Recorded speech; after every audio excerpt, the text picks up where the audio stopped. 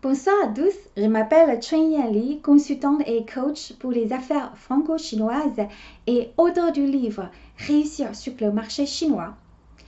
Aujourd'hui, je vais vous parler d'une différence culturelle qui me semble amusante. Tout d'abord, je vais vous raconter une anecdote. Lorsque je travaillais pour une grande société française, j'avais l'habitude d'aller au coin café pendant les pauses. Un jour, alors que je m'y trouvais, un collègue français est venu me parler. Il m'a dit « En fait, Chunyan, ça fait un moment que je t'observe et j'ai vraiment envie de te poser une question. Est-ce que tu me le permets ?» Là, je me suis dit « Oh là là, il a l'air sérieux. Est-ce que j'ai fait quelque chose de mal ?»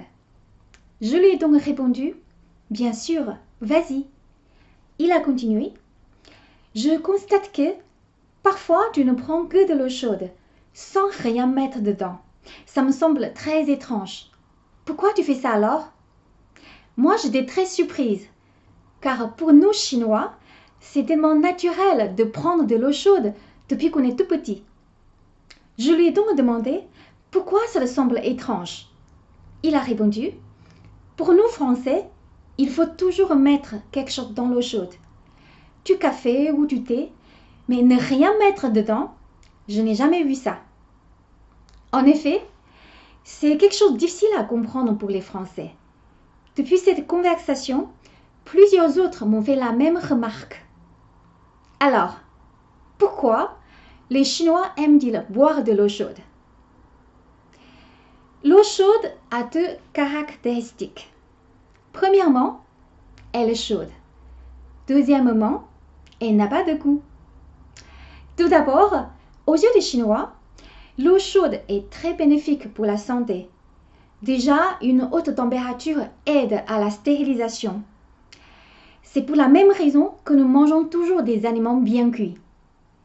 L'eau chaude peut aussi favoriser la circulation sanguine, le métabolisme, la détoxification, réduire la fatigue ou certaines douleurs.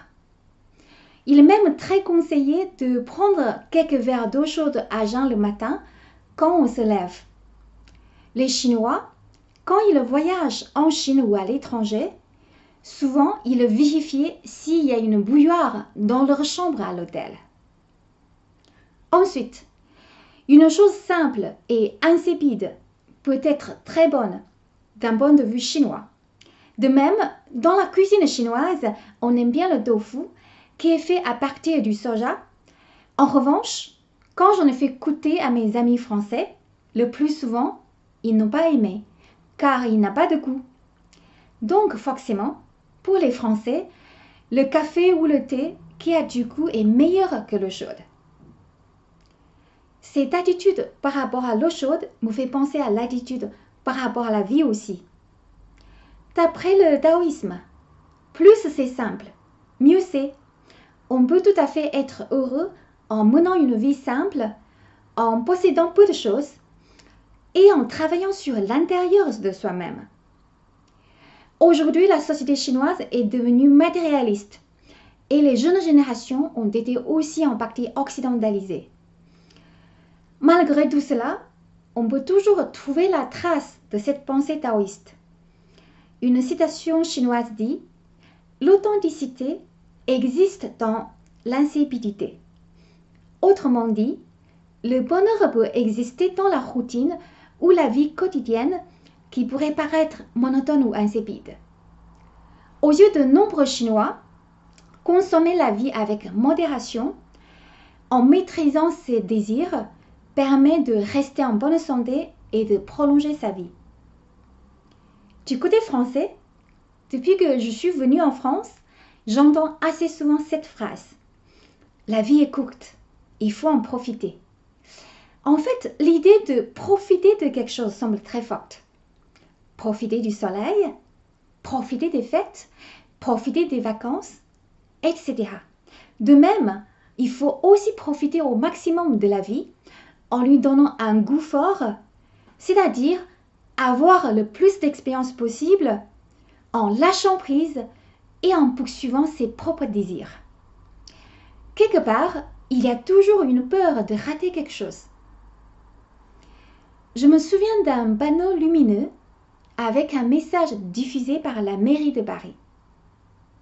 Les fleuristes de Paris vous proposent, pour fêter la Saint-Valentin, 50% de remise sur le deuxième bouquet. Pensez à votre maîtresse aussi. En fait, ça, c'est un exemple typique de l'esprit de profiter au maximum de la vie et de mettre du café dans l'eau chaude. Pour finir, que doit-on choisir? L'eau chaude ou le café? Moi, j'essaye de trouver un équilibre entre les deux. Après tout, il y a la troisième option, le thé vert ou le thé au jasmin. Je m'arrête ici. Si vous avez aimé cette vidéo, n'hésitez pas à cliquer sur like ou à vous abonner à ma chaîne pour être informé de mes prochaines vidéos. Je vous remercie pour votre attention et je vous dis à très bientôt. Ciao ciao les amis!